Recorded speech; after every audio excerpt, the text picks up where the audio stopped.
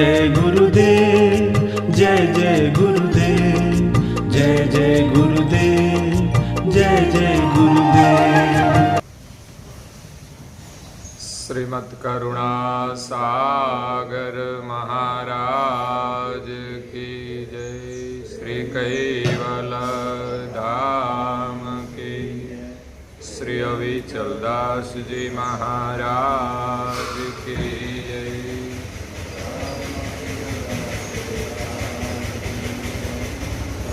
सब केवल साहेब, सब केवल साहेब, सब केवल साहेब। परम गुरु श्रीमद् करुणा सागर महाराज श्री रचित पंचम स्वसंवेद यानी पंचम सूक्ष्म वेद निजपति परम प्रभाव स्कंद है चौथा और चौपाई नंबर है 31।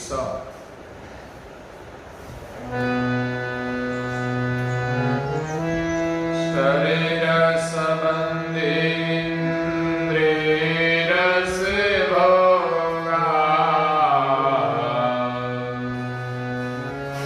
पांच पचीस संयोग संयोगा,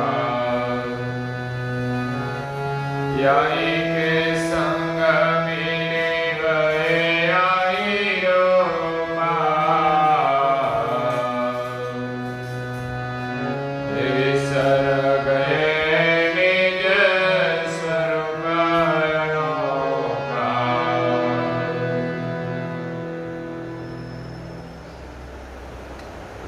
प्रेमी भक्तजनों, ज्ञान संप्रदाय के आद्य स्थापक अनंत ब्रह्मांडाधीश केवल कर्ता के परम विशेष अंश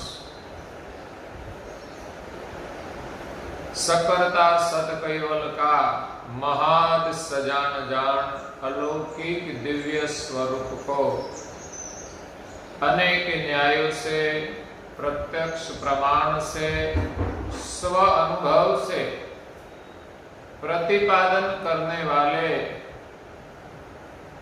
पंचम स्वसंवेद के रचयिता, अनंत अंशों के तारणहार,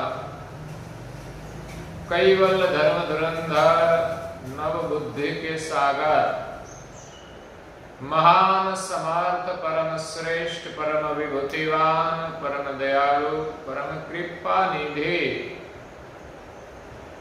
कैवल वेदा सर्वज्ञ दिव्य परम गुरु श्रीमद् करुणा सागर जी महाराज विश्व भर के मनुष्य तनुधारी चैतन्य अंशों को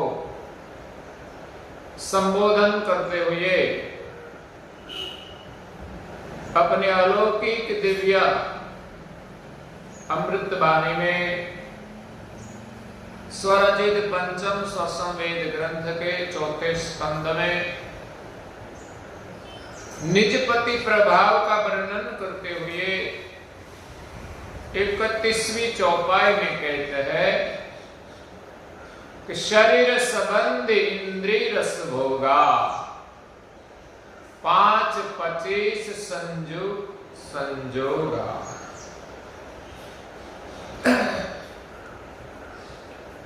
निजपति प्रभाव का वर्णन करते हुए दिव्य परम गुरु जी कहते हैं कि सृजनहार ने इस सृष्टि का सृजन कैसे किया। तो पहले बाह्य वृत्ति से तत्वों की उत्पत्ति की और पंच देहों के माध्यम से पंच देहों के साथ सभी प्रकार के शरीरों का निर्माण किया, लेकिन वो जड़वत रहे तब सृजनहार ने अपनी सजाति का अंशों का सर्जन किया। जो अंश केवल धाम से, ब्रह्म भूमिका से इस पंच शरीर में प्रवेश किया, किस प्रकार वो नीचे आया, उसका वर्णन पीछे परम गुरु जी ने किया। ऐसे तो अंश कैवल्य धाम से आया तो कई काल तक ब्रह्म भूमिका में रहा, वो आनंद किया। कई काल तक सृजनहार ने इस प्रकार चैतन्य सृष्टि चलाई। बाद में अंश को जब द्वैत भाव हुआ तब परम कारण शरीर में प्रवेश किया, तो वहां भी सभी अंश परम कारण देह की परम भूमिका में, परम सुख में कई काल तक रहे।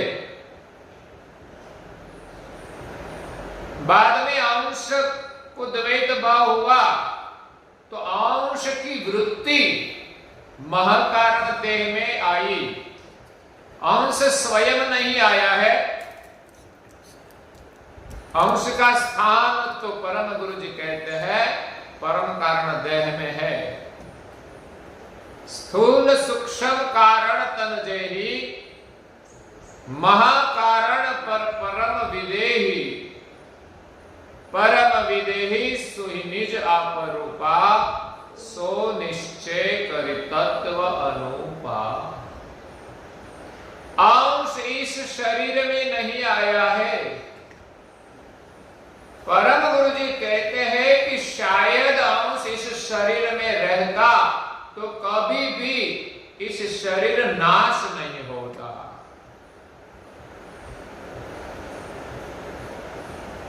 अगर वो शरीर से अलग रहे तो ये शरीर चेतन नहीं होता।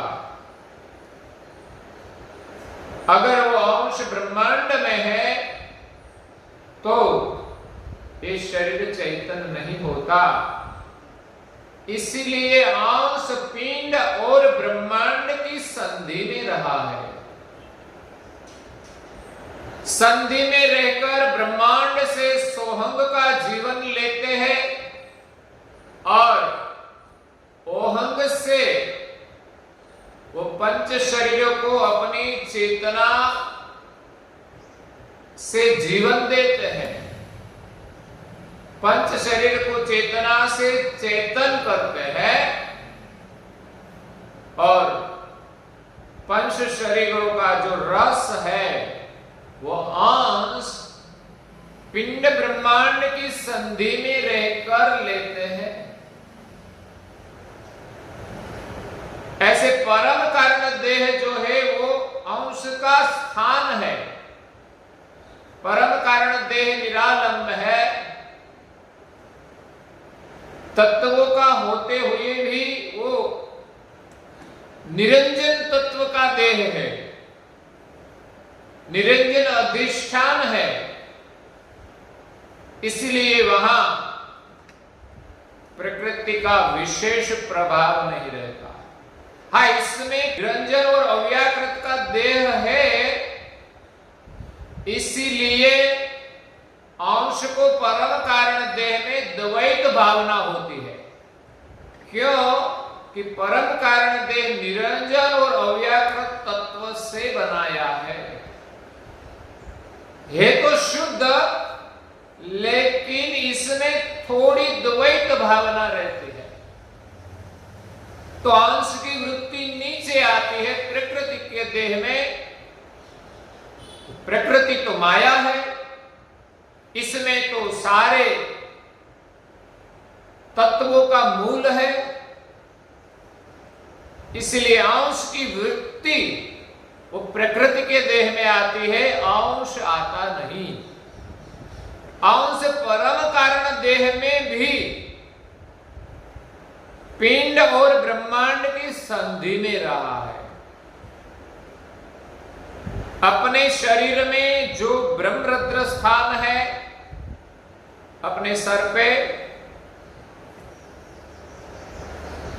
वो निरंजन का स्थान है।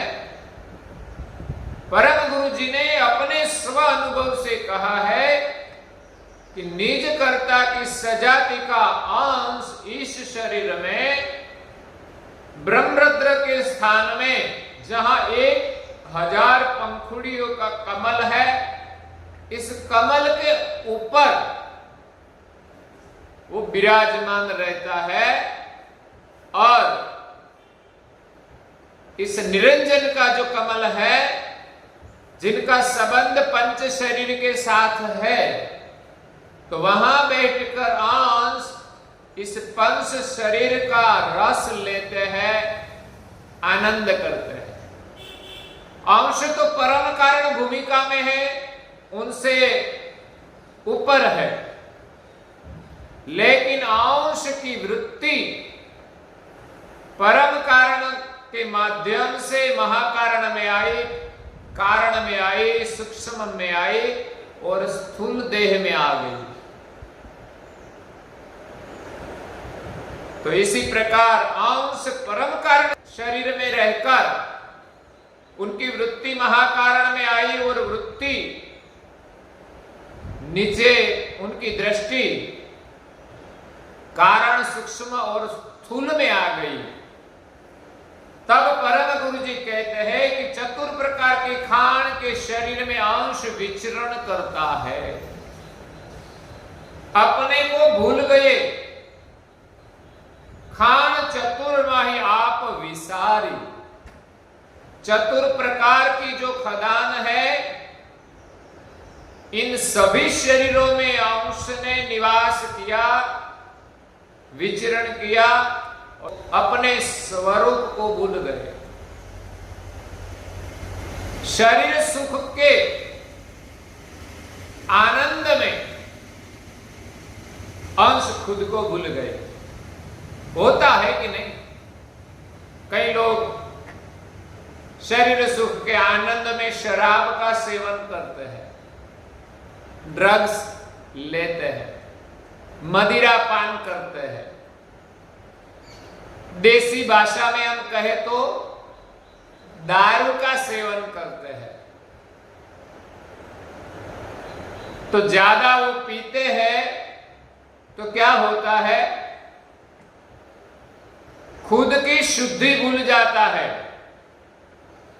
कई वक्त तक उसको पता ही नहीं होता कि मैं कहां हूं, मैं कौन हूं, वो भी भूल जाते हैं। अपने को बादशाह मानने लगते हैं कि मैं ही सब कुछ जानता हूं, मैं ही सब कुछ चलाता हूं। ऐसा होता है। वो शराब के नशे में इतना चकचूर हो गया,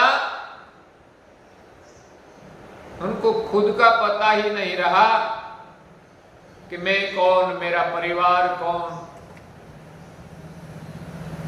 वो क्या बोलते हैं उसका भी उनको पता नहीं होता। थोड़ा थोड़ा भान रहता है। शरीर सुख में जो वर्तमान करते हैं उनको थोड़ा भान रहता है। कभी सांप आ जाए तो पकड़ते नहीं, कभी। लेकिन कभी नशे में चकचूर होते हैं तो रोड पर सो जाते हैं। उनको चिंता नहीं होती कि कोई हमारा पर गाड़ी चलाकर चला जाएगा तो मेरा क्या होगा। इसी प्रकार होता है। तो यहां अंश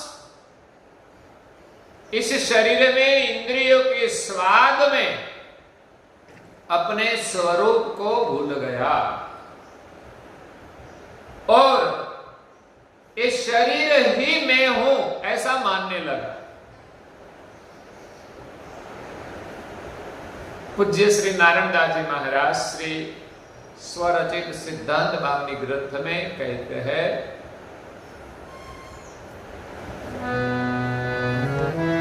मैं हूं जात बरन फूलनाते,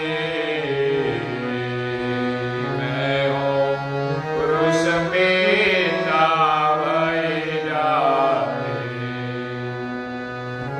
मैं हूं सगा सौ दर सौरा,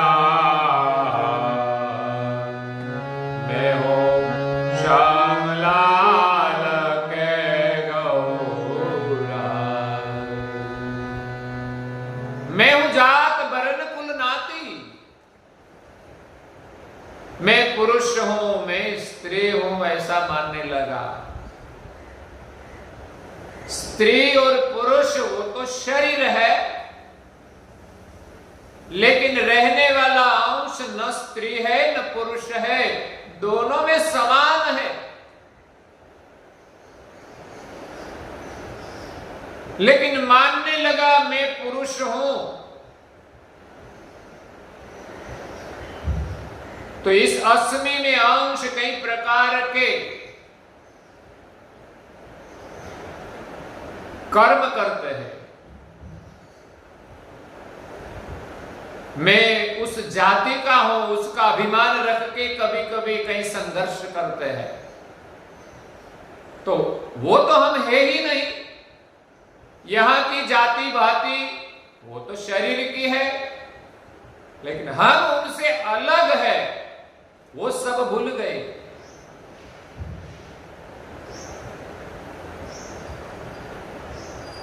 गंगा सती पानबाई को बोध करते हुए अपने भजन में कहते हैं,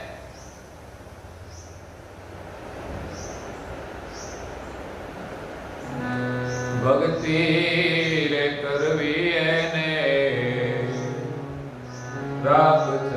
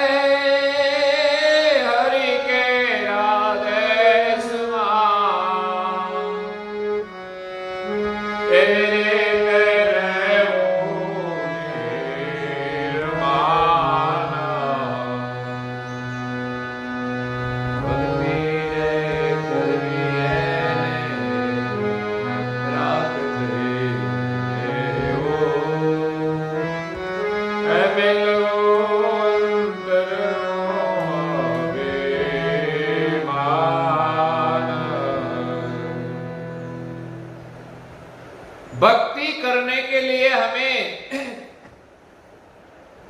किस प्रकार भक्ति करनी चाहिए?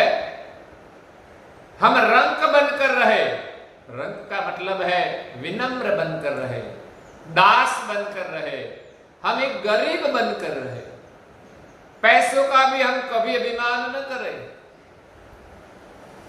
क्योंकि वो पैसे से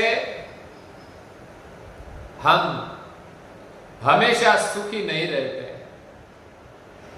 इसीलिए पैसों का भी गर्व नहीं होना चाहिए, हम गरीब ही है, क्योंकि हमारी जो खुद की संपदा है ज्ञान, भक्ति और वैराग, उसके बिना हम सब गरीब है।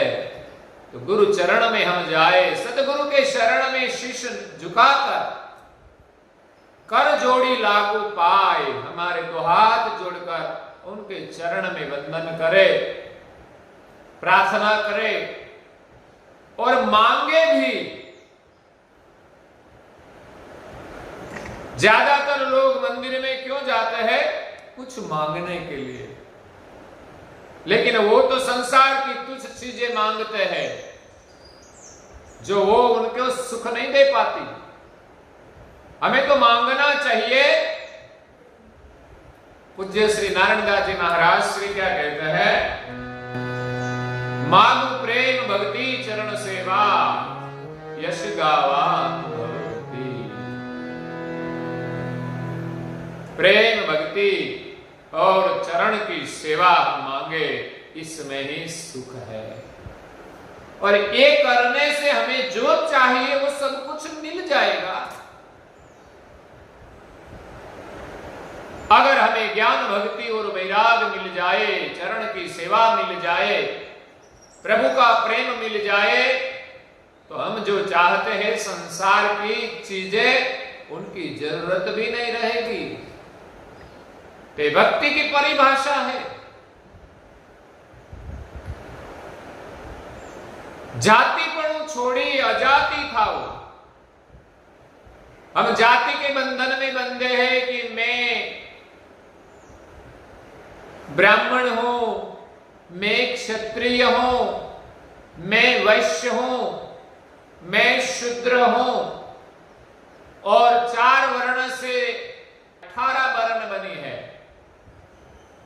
4 वर्ण से बढ़कर 18 वर्ण बने, और कहीं भी वर्ण हो गए पूरे भारत में, पूरे विश्व में।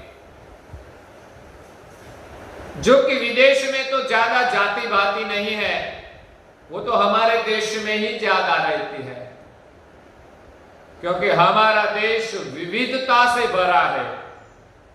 हमारे देश में भाषा की भी विविधता उतनी है, पहरवेश की विविधता भी है, इसी प्रकार जाति बाती की भी विविधता है। वो एक समाज व्यवस्था के लिए है जरूरी, लेकिन उसकी अश्मी रखकर हम जिए तो वो हमारे लिए एक पिंजरा बन जाता है। जाति के बंधन में बंध जाते हैं तो हम आगे नहीं बढ़ पाते, कभी लड़ाई झगड़े भी हो जाते हैं। ऐसे जो कभी हम परिवार के बंधन में इस प्रकार जकड़े हैं तो भी किसी के साथ अनबन हो जाती है, तो हम अलाप सलाप बोलने लगते हैं, क्योंकि हम परिवार के बंधन में इतने बंध गए हैं कि पड़ोसी के साथ जब कुछ गड़बड़ हो जाए तो अलाप सलाप बोलने लगते हैं, कभी गुप्त में, कभी किसी के पास, तो कभी उनके सामने। ते बंधन का परिणाम है। तो जाति भाति नहीं हरिना देश मां, जाति पणु छोड़ी अजाति बनो। जाति भाव को छोड़कर हम अंश है, वो संसार की कोई जाति नहीं है, वो तो अजाति है। न स्त्री है, न पुरुष है, न लिंग भेद है, न जाति भेद है, न वर्ण भेद है। श्याम लाल गौरा वो तो सब शरीर है, रहने वाला तो जैसा है वैसा ही है। उनको पहचानो कि हम यही है। हम अपने को चैतन्य मानकर जिए तो हमारे जीवन में आनंद ही आनंद रहेगा। लेकिन हुआ है क्या कि हम अपने को भूलकर शरीर के प्रभाव में आ गया। तो जाति भाति का जो विकार है उनको छोड़ो, अगर सुखी होना है तो। जाति ने भाति नहीं हरिना देश मां, इसी प्रकार हम निर्माण हो जाए तो अंश इस शरीर में आया, अपने को भूल गया, और हुआ क्या? परम गुरु जी कहते हैं कि शरीर संबंधी इंद्रिय रस भोगा। इंद्रियों के रस के भोग में वो आसक्त हो गया। जब अंश को स्थूल शरीर प्राप्त हुआ, रजोगुण प्रधान, ब्रह्माधिष्ठान, पृथ्वी तत्व प्रधान, जागृत अवस्था प्रधान, 10 इंद्रियों का स्थूल शरीर हमें मिला, जिसमें 10 इंद्रियां है,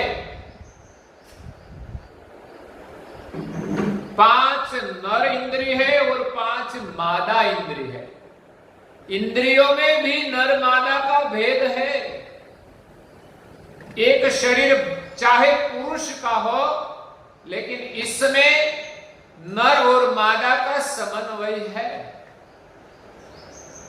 ऐसे तो पूरा शरीर नर मादा के समन्वय से ही तो उत्पन्न हुआ है, और इसके अंदर तत्व भी नर मादा के होते हैं। करुणा सागर बाप जी कहते हैं कि जो पुरुष का शरीर है, इसमें निरंजन तत्व पुरुष का विशेष है, तो निरंजन का 8 भाग है। लेकिन अकेले 8 भाग से पुरुष का शरीर नहीं बना है। इसमें 2 तत्व अव्याकृत का मिलाया है, जिसको हम माया कहते हैं, जिसको शक्ति कहते हैं, जिनको स्त्री कहते हैं। वो स्त्री शरीर के तत्व अव्याकृत है, जिनका 2 भाग सभी पुरुष में मिलाया है।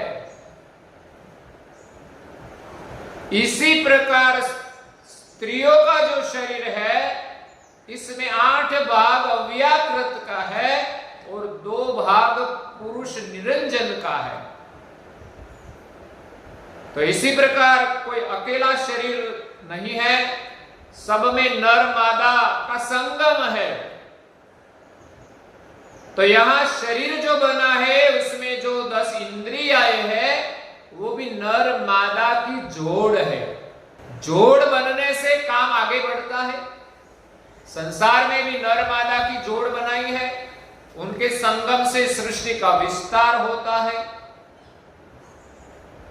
तो ये शरीर भी अकेली कोई इंद्रिय काम नहीं करती, इसमें भी दोनों का साथ होना जरूरी है। नर और मादा का संगम है, तो उनको दूसरी भाषा में हम कहे तो 5 ज्ञान इंद्रिय है और 5 कर्म इंद्रिय है। दोनों साथ मिलकर काम करते हैं, तभी काम होता है। और कभी कभी तो सभी इंद्रियां साथ मिलकर कुछ काम करती है, तभी हमें आनंद मिलता है। सर्जनहार ने शरीर ही इसी प्रकार बनाया है कि सभी इंद्रियों साथ में रहे, तब हम सब प्रकार का आनंद ले सकते हैं। तो 5 ज्ञान इंद्रिय है जो मादा इंद्रिय है, और 5 जो कर्म इंद्रिय है जो पुरुष इंद्रिय है।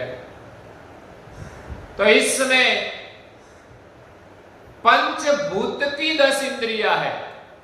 पृथ्वी, जल, अग्नि, वायु और आकाश, अब पंचभूत प्रधान ये स्थूल शरीर बना है।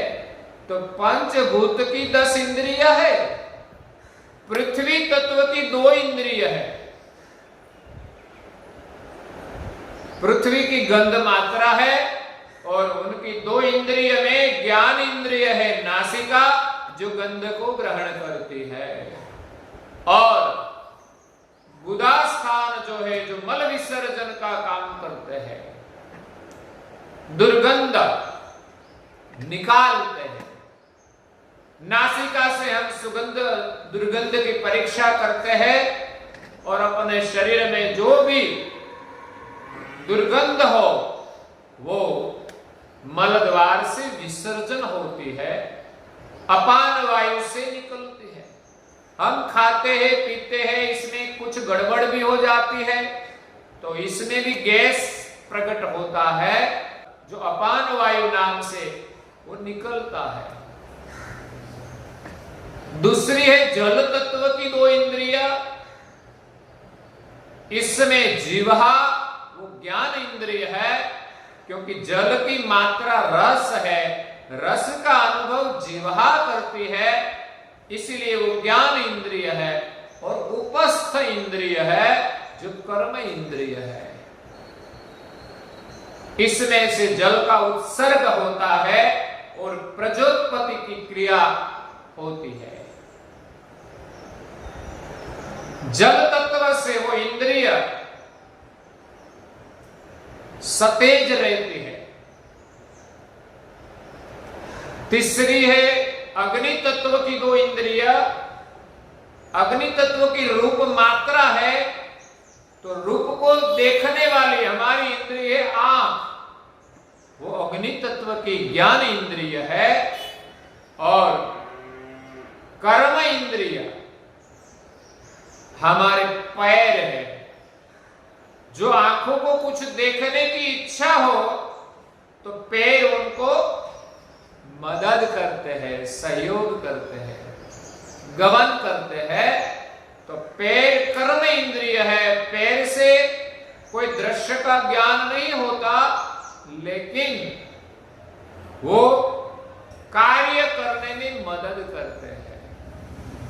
ऐसे तो हमें कुछ भी काम काज हो, हमें कहीं जाने की इच्छा हो तो पैर मदद करते हैं। हमें खाने की इच्छा हो, इच्छा तो खाने की है, लेकिन जहां खाना है वहां तक जाना है तो हमें पैर का सहयोग लेना पड़ता है। तो पैर हमें सभी प्रकार के काम में मदद रूप होते हैं। शायद हमें कान से कुछ सुनना है तो भी पैर की मदद लेते हैं। तो अग्नि तत्व की 2 इंद्रिय है, आंख और पैर। वायु तत्व की स्पर्श मात्रा है, जिनसे हमें स्पर्श का अनुभव होता है। तो वायु तत्व की 2 इंद्रियां है, जो स्पर्श का अनुभव कराती है वो चमड़ी, वो ज्ञान इंद्रिय है। और हमारे जो हाथ है वो कर्म इंद्रिय है। हमारी चमड़ी पर कहीं भी खुजली आए तो हम पैर से नहीं, लेकिन हमारे हाथ से हमारी खुजली को मिटाते हैं। तो कहीं काम करने के लिए हमारा हाथ काम करता है, तो वो ज्ञान इंद्रिय है हमारी चमड़ी, और कर्म इंद्रिय है हमारे हाथ, जो लेने का देने का भी काम करते हैं। और 5वां तत्व है आकाश तत्व। आकाश तत्व की शब्द मात्रा है। तो शब्द सुनने का काम हमारे श्रवण यानी कर्ण करते हैं।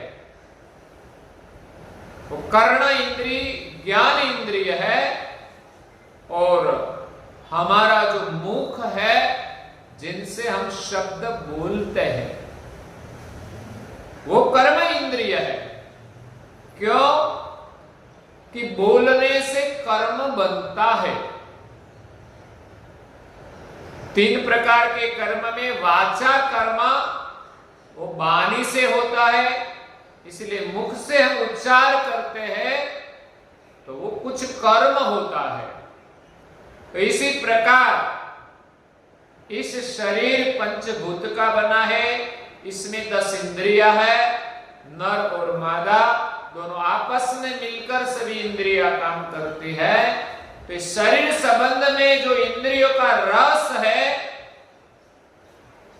पंचभूत की जो पंच मात्राएं है, वो शब्द, स्पर्श, रूप, रस और गंध, इस पंच विषयों का रस में ये अंश रस बस हो गया।